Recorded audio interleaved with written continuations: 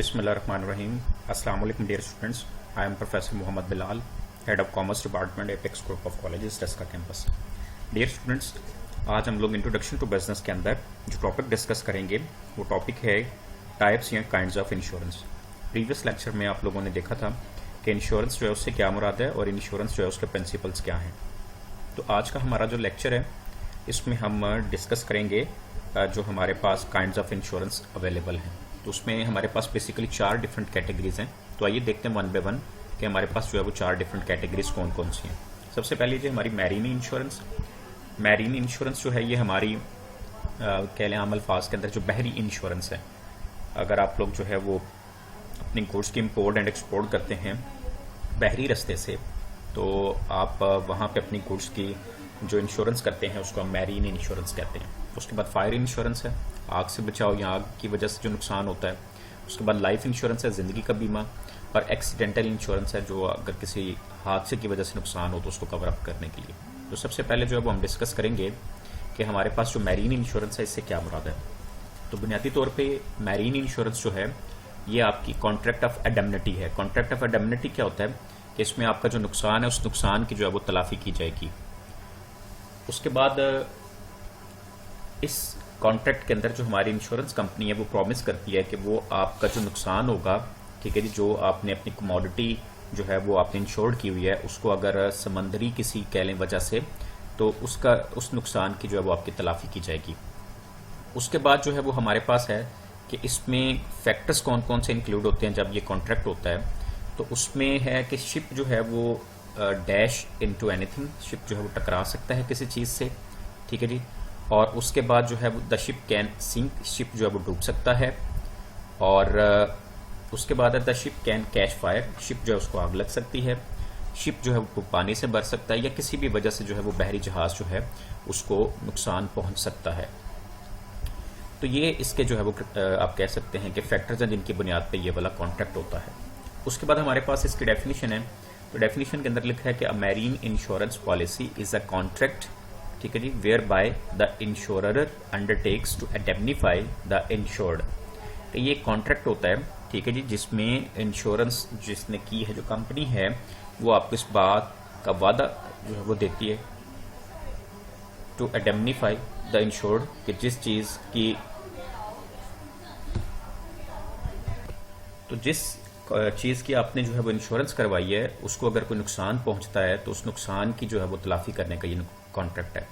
In a manner, इस तरीके से, and to the extent thereby agreed, उस हद तक जितना कि उसमें एग्री हुआ है, against the losses incidental to marine adventure, जो समुद्री रास्ते की वजह से नुकसान जो है वो हादसात हो सकते हैं।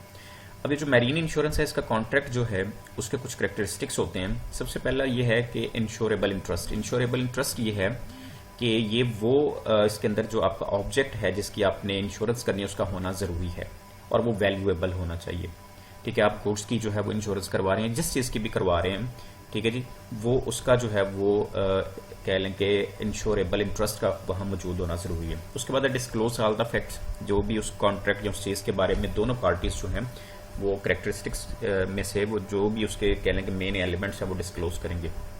उसके बाद जी वो चीज़ जिसका आप इंश्योरेंस करवाने जा रहे हैं उसकी कंडीशन जो है वो अच्छी हालत में होनी चाहिए, ठीक है जी। और जो बहरी जहाज़ जो जिस समंदरी सफ़र पे जा रहा है वो समंदरी सफ़र जो है वो लीगल होना चाहिए, ठीक है जी, लॉफुल होना चाहिए, उसकी इजाज़त या परमिट होना चाहिए। डोंट डेविएट जो है don't deviate from the prescribed route, जो उसका एक तयशुदा रास्ता है उसको उससे डेविएट नहीं करना, उससे हटना नहीं है।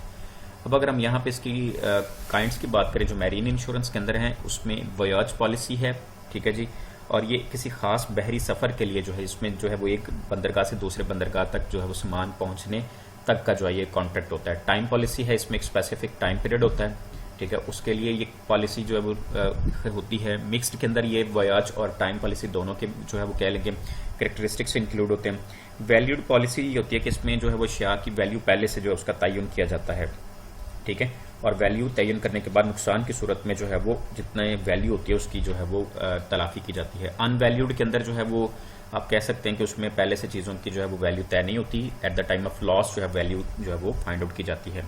इसके बाद कंपोजिट पॉलिसी जो है, इसके अंदर एक से ज़ायद जो अंडर राइटर या एक से ज़ायद जो इंश्योरेंस कंपनीज होती हैं वो आपको इसमें गारंटी देती हैं। इसी तरह से फ्लोटिंग पॉलिसी की अगर आप बात करें तो ये नॉर्मली जो कार्गो ऑनर्स होते हैं, ठीक है जी, जो सामान अशिया जो है वो एक जगह से दूसरी जगह जो है वो मुंतकिल करते हैं, वो यहाँ पे बुनियादी तौर पे वो ये पॉलिसी हायर करते हैं। फ्लीट पॉलिसी ये होती है कि अगर आपके बहरी जहाज़ एक से ज़ायद हैं तो आप इंडिविजुअली हर बहरी जहाज़ के अलग अलग इंश्योरेंस करवाने की बजाय आप ओवरऑल अपने तमाम फ्लीट जो है उसकी जो है वो आप करवा लेते हैं इंश्योरेंस पॉलिसी। तो ये जी हमारे पास जो है वो आपकी यहाँ पे मैरीन इंश्योरेंस है। उसके बाद नेक्स्ट जो हमारे पास कैटेगरी है वो फायर इंश्योरेंस की है। फायर इंश्योरेंस जो है ये आग से बचाव या आग से जो नुकसान होगा उसकी कह लें कि तलाफी के लिए ये जो है वो इंश्योरेंस कॉन्ट्रैक्ट किया जाता है। अब इसमें जो है वो फायर इंश्योरेंस की डेफिनेशन है कि फायर इंश्योरेंस जो है वो एक contract is a contract between the insurance company and the policy holder wherein the insurance company undertakes, जहाँ पे इंश्योरेंस कंपनी जो है वो आपका इस बात की कह लें कि वादा करती है in exchange for a premium, किस्तों के बदले, टू इंडेमनीफाई द लॉस और damage caused to the specific property of the insured by fire और लाइटनिंग। तो आग लगने की वजह से आपकी जो प्रॉपर्टी है या जो बिजली गिरने की वजह से नुकसान होगा उसको वो पूरा करेगी। इसके भी कुछ करेक्टरिस्टिक्स हैं जिसके अंदर जो है वो है indemnify the loss due to fire, आग की वजह से नुकसान होगा, डिस्क्लोज इज एवरीथिंग, और रीन्यूड ईयर आफ्टर ईयर, हर साल के बाद जो है इसके अंदर रीन्यूबल होती रहेगी। अब अगर हम इसके जो है वो बात करें कि इसकी भी हमारे पास कुछ काइंड्स हैं जिसके अंदर स्पेसिफिक पॉलिसी है, ठीक है जी। स्पेसिफिक पॉलिसी के अंदर ये है कि जी एक स्पेसिफिक अमाउंट जो है वो इंश्योरेंस कंपनी आपको नुकसान की सूरत में पे करेगी, ठीक है जी। उसके बाद वैल्यूड पॉलिसी है, ये इसमें ऑलरेडी हमने डिस्कस किया कि जो अशिया है उनकी वैल्यू जो है वो पहले ही मेजर कर ली जाती है, ठीक है जी। फ्लोटिंग पॉलिसी जो है ये आमतौर पर जो बड़े इंडस्ट्रियलिस्ट होते हैं या एक्सपोर्टर्स होते हैं या इंपोर्टर्स होते हैं वो ये पॉलिसी जो है वो लेते हैं जिनका सामान एक से ज़्यादा जगहों पे पड़ा होता है।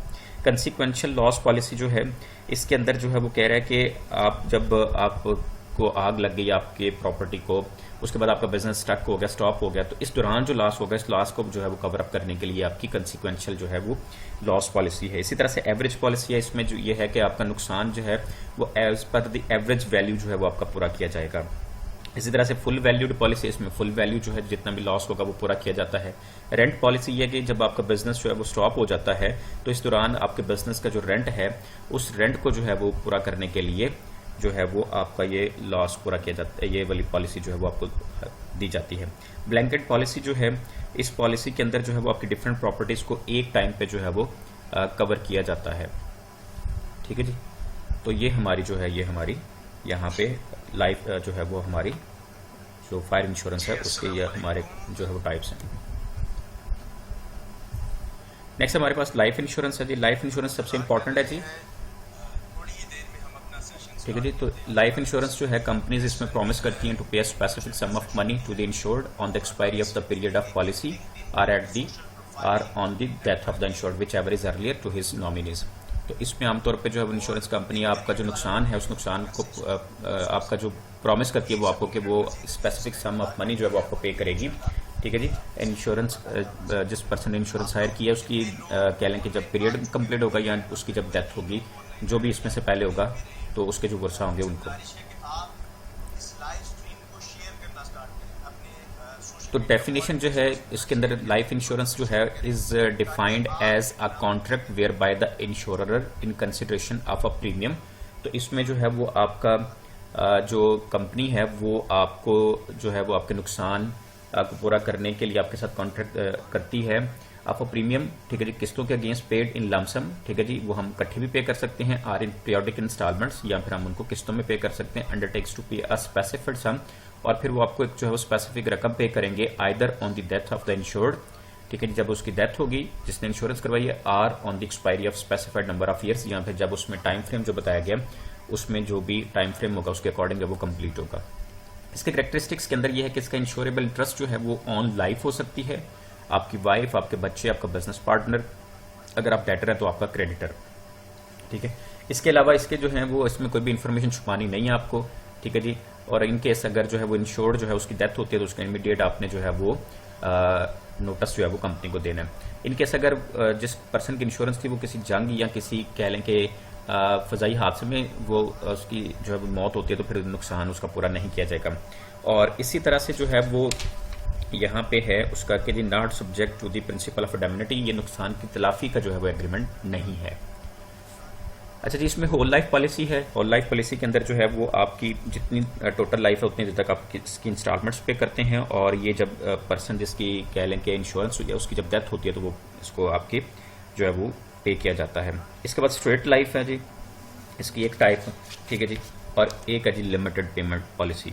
इस तरह से सिंगल पे जो है वो प्रीमियम पॉलिसी भी इसकी एक टाइप है। इसके बाद इंडोमेंट लाइफ पॉलिसी है, ठीक है जी। ये पॉलिसी आमतौर पर जो है वो किसी स्पेसिफिक पीरियड या एज तक जो है वो चलाई जाती है। इसी तरह से ट्रिपल पेमेंट पॉलिसी है। ट्रिपल पेमेंट पॉलिसी के अंदर जो है इसमें जो है वो कह लें कि ये इंडोमेंट फंड की जो है वो कह लें कि उसमें उसकी 3 दफ़ा जो है वो आप इंस्टॉलमेंट्स पे करते हैं। जीवन साथी पॉलिसी जो है इसके अंदर जो है वो आप 2 पर्सनस की होती है जिसमें हस्बैंड और वाइफ होता है। ग्रुप इंश्योरेंस जो है इसके अंदर एम्प्लॉइज जो है वो बिजनेस के उनकी होती है। रूरल इंश्योरेंस है, और इसी तरह से टर्म इंश्योरेंस जो है ये यहाँ पे डिफरेंट कैटेगरीज हैं। नेक्स्ट हमारे पास एक्सीडेंटल इंश्योरेंस है जी। तो एक्सीडेंटल इंश्योरेंस जो है वो is agreement in which the insurance company promises to compensate or indemnify the loss of goods and the life of the insured occur due to an accident. तो किसी हादसे की वजह से प्रॉपर्टी या आपकी जो है वो गुड्स या आपके पर्सन जो है उसकी अगर नुकसान होता है तो उसको पूरा करेंगे। इसका प्रोसीजर ये होता है कि इसमें प्रपोजल दिया जाता है कंपनी को, उसकी स्क्रूटनी होती है, और उसके बाद जो है वो एक्सेप्टेंस होने के बाद जो है वो पॉलिसी इशू की जाती है। इसके अंदर जो इसके टाइप्स हैं वो एक्सीडेंटल इंश्योरेंस फॉर प्रॉपर्टी है, एक्सीडेंटल इंश्योरेंस फॉर व्हीकल्स है, और एक्सीडेंटल इंश्योरेंस फॉर पर्सन है। तो डियर स्टूडेंट्स, ये आपका एक टॉपिक है, इसको आप ओवरव्यू कर लीजिएगा। अगर इस हवाले से कोई प्रॉब्लम हो तो इसको इंशाल्लाह हम सेपरेटली डिस्कस कर लेंगे। Thank you very much. अस्सलाम वालेकुम।